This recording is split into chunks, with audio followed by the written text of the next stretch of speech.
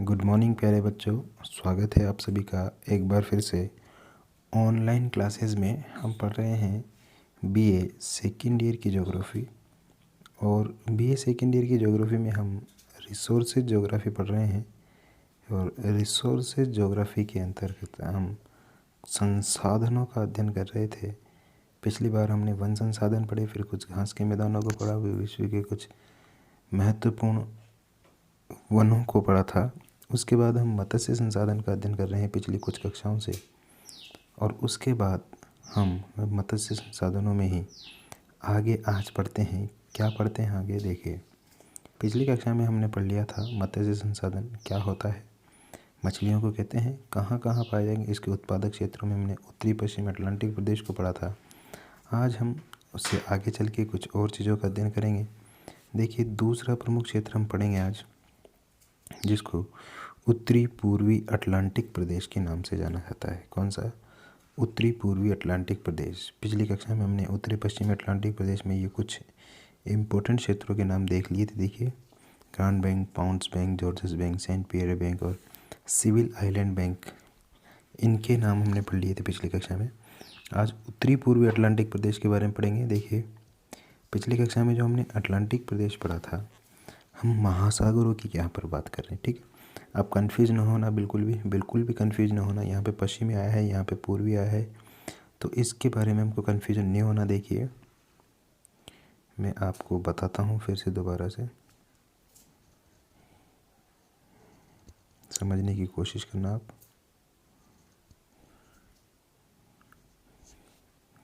ये क्या बना है? ये बना है उत्तरी अमेरिका का पूर्वी तट, और इसके बाद ये जो मैं बना रहा हूँ, ये बना रहा हूँ यूरोप।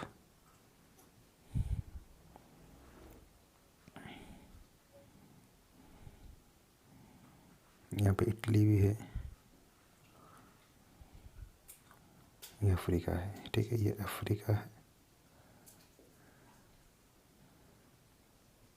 ये यूरोप है,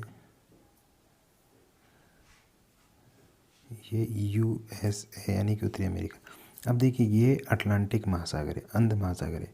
अब अंध महासागर में ये वाला जो तट है, ये वाला, ये इसका पश्चिमी तट कहलाएगा, और ये कहलाएगा इसका पूर्वी तट। समझने की कोशिश करना, क्योंकि दिशाएं चार होती है। ये देखिए, चार दिशा हो गई ना, ये उत्तर है, ये पूरब है, ये दक्षिण है, और ये पश्चिम है।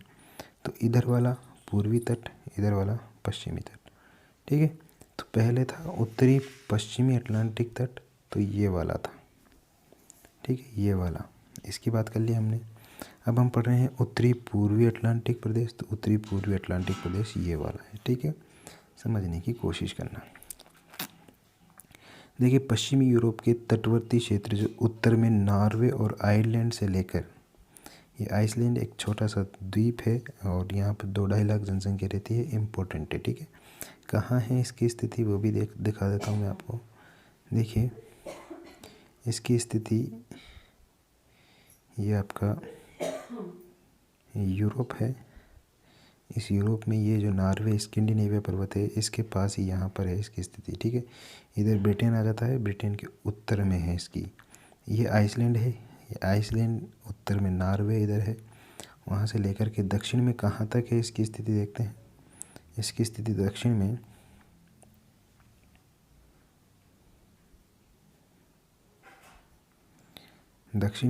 भूमध्य सागर तक विस्तृत है ये। ठीक है, कहाँ तक विस्तृत है? भूमध्य सागर तक विस्तृत है। यहाँ प्रमुख मत्स्य उत्पादक क्षेत्र डॉगर बैंक है। ठीक है, ये इम्पोर्टेंट है डॉगर बैंक, इसको भी आप याद रखना। डॉगर बैंक और ग्रांड बैंक के नाम से आप दोनों बैंकों को आप याद रख। बैंक कहते हैं किनारे को। ठीक है, समुद्र का किनारा कह दीजिए, महाद्वीप का किनारा कह दीजिए, बात एक ही है। यहाँ गल्फ स्ट्रीम की गर्म जलधारा ही नॉर्वे की गर्म धारा के नाम से बहते हुए प्लैंकटन उपलब्ध करवाती है। ठीक है, जो गल्फ स्ट्रीम जाती है, देखिए मैं आपको दोबारा बताता हूँ, मैप के माध्यम से अच्छे से समझ में आता है।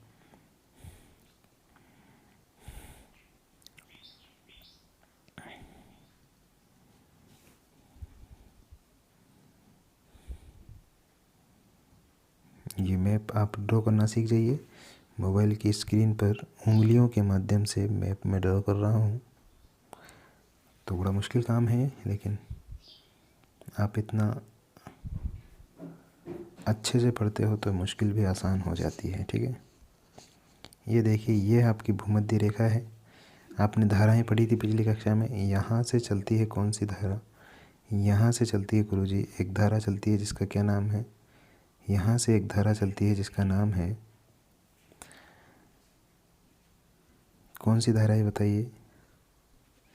ये चलती है, इस धारा का नाम है उत्तरी भूमध्य रेखीय जलधारा। ठीक है, और कौन सी उत्तरी भूमध्य रेखीय जलधारा? गर्म जलधारा है, और ये अटलांटिक महासागर में चलती है। फिर ये ऊपर जाती है इधर, यहाँ मैक्सिको की जलधारा के नाम से बहती है। फिर यहीं से फ्लोरिडा के तट से इसकी दिशा इधर हो जाती है। किधर की तरफ? इधर। अब यहाँ से एक दूसरी धारा आती है ऊपर से, यहाँ से ये इधर जाती है धारा। यहाँ पर इसको गल्फ स्ट्रीम के नाम से पुकारा जाता है। ये जो धारा हमको दिखी है, ये वाली यहाँ से यहाँ तक की, इसको गल्फ स्ट्रीम के नाम से जाना जाता है। फिर इसके बाद ये देखिए, एक धारा इधर से आती है इसमें। इस धारा को क्या बोलते हैं? इस धारा को नाम दिया जाता है, इस धारा को नाम दिया गया है लेब्राडोर जलधारा। तो ये दोनों जलधाराएं इस क्षेत्र में आ जाती है। तो यहाँ पर क्या है, बहुत भयंकर कोहरे की स्थिति हो जाती है। न्यू फाउंडलैंड द्वीप यही है, बहुत भयंकर कोहरे की स्थिति हो जाती है। तो ये एक प्रसिद्ध प्रमुख केंद्र है मछली उत्पादन का, मछली पकड़ने का। इसको कहते हैं ग्रांड बैंक। ठीक है, अब देखिए आगे देखिए। फिर यहाँ से एक धारा और चलती है जिसको नॉर्वे धारा के नाम से बोलते हैं, नॉर्वेजियन धारा। ये दोनों धारा यहाँ आकर के मिलती है, तो यहाँ भी उसी तरीके की स्थिति होती है। तो नॉर्वे की जो धारा है यहाँ आकर के मिलती है, यहाँ भी डॉगर बैंक का निर्माण होता है। ठीक है, हालांकि ऊपर नहीं है, इतना नीचे है, ये स्कैंडिनेविया के नीचे है। हमारा थोड़ा सा ज़्यादा ऊपर हो गया मामला, ब्रिटेन के तट के आसपास है। यहाँ पर डॉगर बैंक का निर्माण होता है। इसी तरीके से ये धारा बहती हुई फिर आगे चलती है, और आगे चलती है ये धारा इस तरीके से, और ये धारा नीचे की तरफ बह करके वापस इसमें मिल जाती है। ठीक है, वापस इसमें मिल जाती है। यहाँ इसको कनारी धारा के नाम से बोला जाता है, कनारी धारा। ठीक है, यहाँ पर एक द्वीप पाया जाता है कनारी नाम का, अफ्रीका के पश्चिम की तरफ, इसलिए इसको कनारी धारा के नाम से जाना जाता है। ठीक, तो हम धारा नहीं पढ़ रहे, हम पढ़ रहे थे मछलियों को। तो मछलियों के उत्पादक प्रमुख क्षेत्र में डॉगर बैंक जो आपने सुना है ना, ये यहीं पर है। यहाँ पर जो गल्फ स्ट्रीम की जलधारा है वो नॉर्वे की गर्म जलधारा के नाम से बहती है, और वो क्या करवाती है, इनको प्लैंकटन उपलब्ध करवाती है। अन्य उत्पादक क्षेत्रों में देखिए, अन्य उत्पादक प्रमुख क्षेत्रों में बोथेनिया की खाड़ी का नाम आपने सुन लिया होगा, बाल्टिक सागर का नाम आपने सुना होगा। इस क्षेत्र में विस्तृत है जो निमग्न तट है उनके आसपास। ये देखिए, इसमें साफ लिखा हुआ है अन्य उत्पादक क्षेत्रों में प्रमुख कौन कौन से हैं। यहाँ पर उत्तरी सागर है, अच्छे से जानते होंगे आप, जर्मनी के ऊपर है उत्तर में। बाल्टिक सागर भी ऊपर में मिलेगा आपको, बोथेनिया की खाड़ी भी यहीं मिलेगी आपको, भूमध्य सागर आप सभी जानते हो। ये इसके प्रमुख क्षेत्र है जहाँ पर मछलियों का उत्पादन किया जाता है। इस क्षेत्र में विस्तृत निमग्न तटों के अतिरिक्त विकसित राष्ट्रों का होना भी मत्स्यन के लिए अनुकूल है। ठीक है, विकसित राष्ट्र यानी कि खपत करने वाली जनसंख्या भी होनी चाहिए। और विस्तृत निमग्न तट किसको बोलते हैं? फैले हुए निमग्न तट, क्योंकि यहाँ भी क्या है, कोई पर्वतमाला का विस्तार नहीं है, कोई बड़े स्थलखंड नहीं है। इस वजह से यहाँ के जो निमग्न तट है वो विस्तृत चौड़े पाए जाते हैं। तो यहाँ मछलियों की आवक अच्छी रहती है, मछलियाँ आसानी से यहाँ पर पकड़ी जा सकती है। फिर इसके बाद देखते हैं हम उत्तरी पश्चिमी प्रशांत तट। अब यहाँ पर देखिए, आप थोड़ा सा कंफ्यूज हो सकते हैं, लेकिन मैं हूँ ना आपके साथ, कंफ्यूज नहीं होने दूंगा मैं आपको। देखिए यहाँ पे साफ लफ्ज़ों में लिखा हुआ है उत्तरी पूर्वी प्रशांत तट। हालांकि यहाँ पर उत्तरी पश्चिमी लिखा हुआ है, इसको हम गलत कर देंगे उत्तरी पूर्वी प्रशांत तट है। कौन सा है? उत्तरी पूर्वी प्रशांत तट। अब देखिए, उत्तरी पूर्वी प्रशांत तट आपको यहाँ अलास्का से कैलिफोर्निया, उत्तरी अमेरिका ये दिख रहा होगा, लेकिन आप तो सोच रहे हैं ये तो पश्चिम में है। लेकिन हम बात कर रहे हैं यहाँ पर प्रशांत महासागर के तट की। तो प्रशांत महासागर का तट समझना,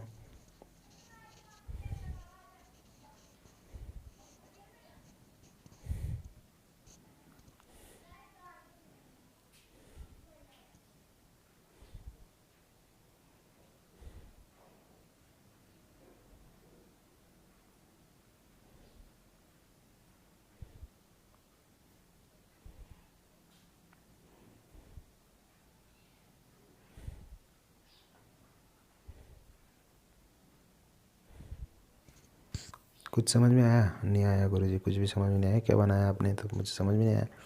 देखिए, ये बनाया है हमने, इसको कहते हैं उत्तरी पूर्वी प्रशांत तट। कौन सा है इसमें? ये है,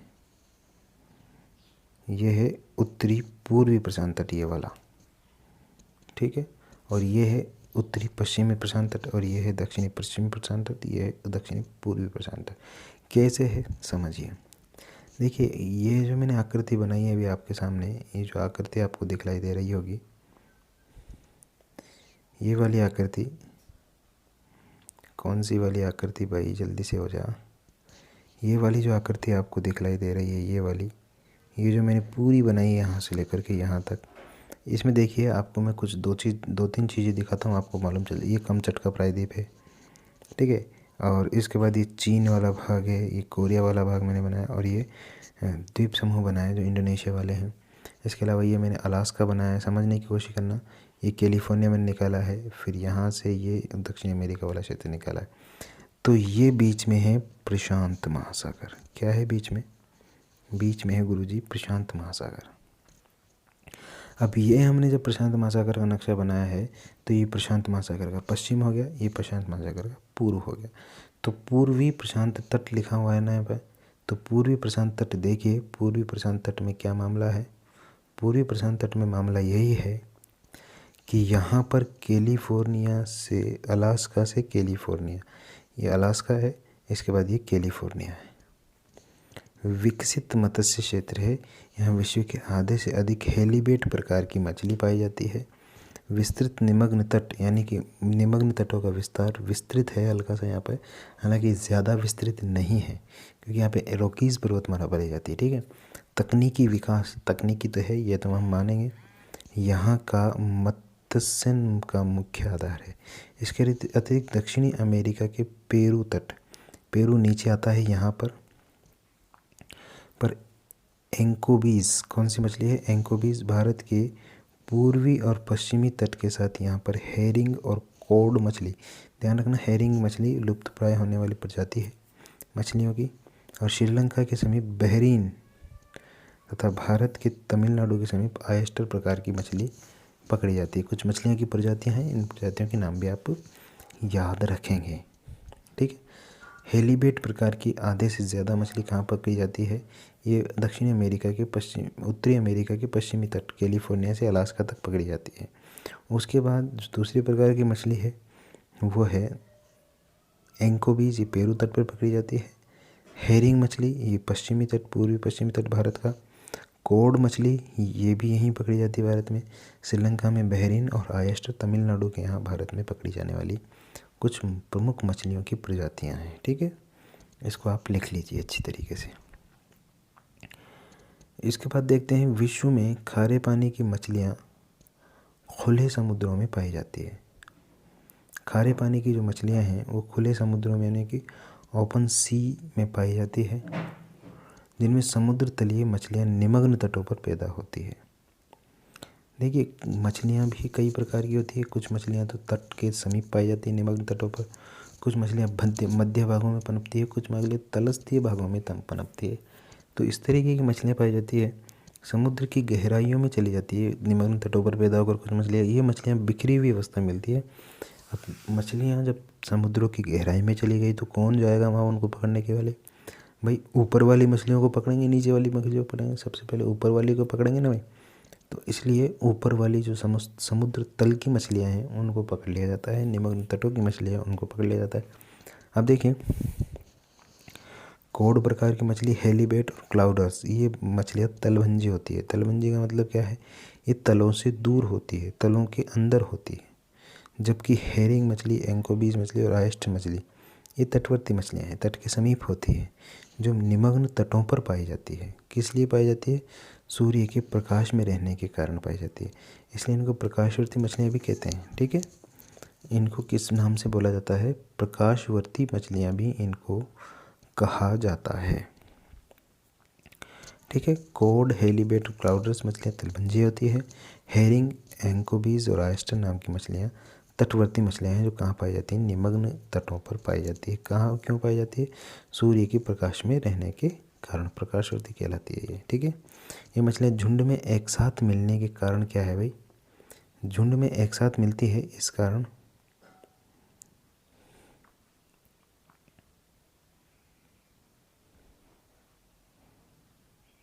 व्यावसायिक दृष्टि से महत्वपूर्ण है, क्योंकि बहुत सारी एक साथ मिल जाती है, ये एकदम से बहुत सारी मछलियाँ पकड़ा में आ जाती है, इसलिए ये इम्पोर्टेंट है। उत्तरी प्रशांत तट, ये एक और है, इसको भी हम देख लेते हैं। ठीक है, हमने कुछ यानी कि प्रशांत महासागरीय तटों को देख लिया, हमने अटलांटिक महासागरीय तटों को देख लिया, क्योंकि सबसे ज़्यादा मछलियाँ यहीं पर पकड़ी जाती है।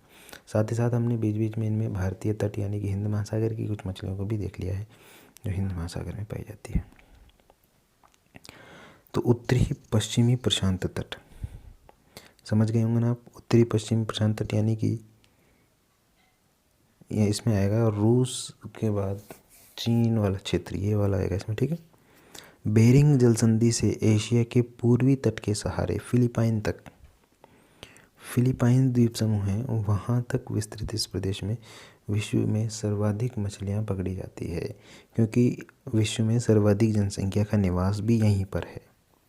अगर किसी समुद्र तट के समीप सबसे ज़्यादा जनसंख्या पाई जाती है तो वो यहीं पाई जाती है। देखिए, मैं नक्शा बनाता हूँ, ये रूस का नक्शा है, यहाँ पर एक कमचटका प्रायद्वीप है छोटा सा, फिर उसके आगे निकलते हैं, यहाँ पर जापान आ जाता है, जापान आ जाता है, 4 द्वीप है छोटे छोटे, फिर उसके बाद यहाँ पर कोरिया है, कोरिया के बाद ये चीन है, इस तरीके से ये तट, और यहाँ पर फिर फिलीपाइन है, इंडोनेशिया नीचे है, सारे यहाँ पर।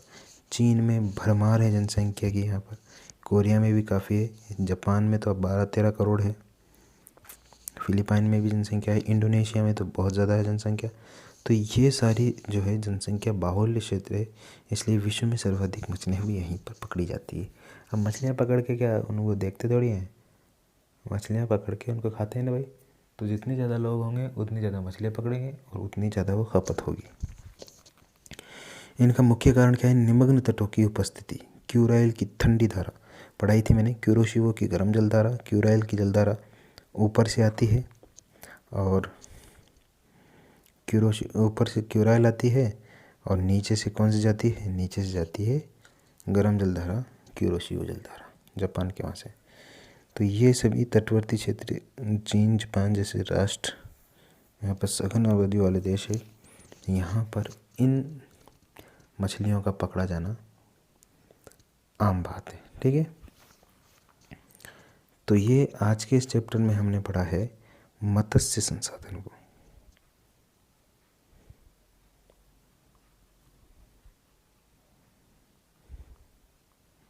उम्मीद है आपको मत्स्य संसाधन बहुत अच्छे से समझ में आया होगा। अगली क्लास में हम पढ़ेंगे ऊर्जा संसाधनों के बारे में। आप अपना सिलेबस देख लीजिए, रिसोर्सेज ज्योग्राफी का जो भी सिलेबस है, सिलेबस में से हम बहुत ज़्यादा चीज़ों को कवर करते हुए चलेंगे। ठीक है, आज की क्लास में सिर्फ इतना ही है। मिलेंगे आपसे कल कुछ और चीज़ों के साथ, तब तक के लिए मुझे दीजिए इजाज़त। नमस्कार।